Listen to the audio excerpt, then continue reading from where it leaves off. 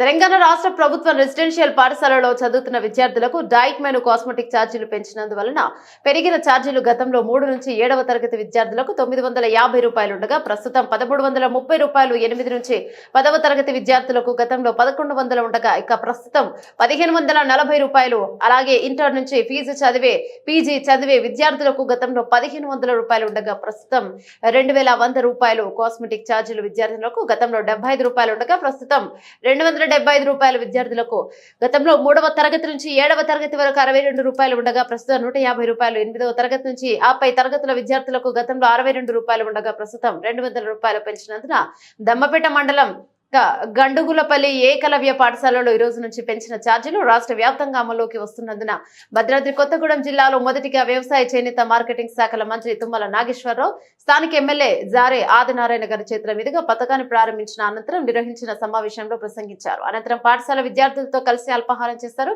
కార్యక్రమంలో భద్రాద్రి కొత్తగూడెం జిల్లా collector Jitesh V Patil, ITDA PO B Rahul గారు, పలు శాఖల అధికారులు, కాంగ్రెస్ పార్టీ నాయకులు తదితరులు పాల్గొన్నారు.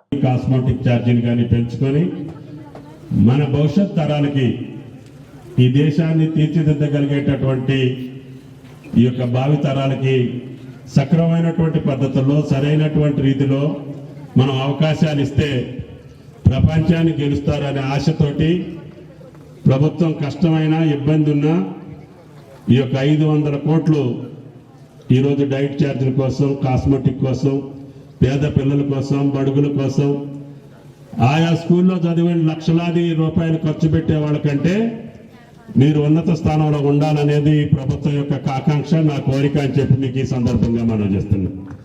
కాబట్టి దయచేసి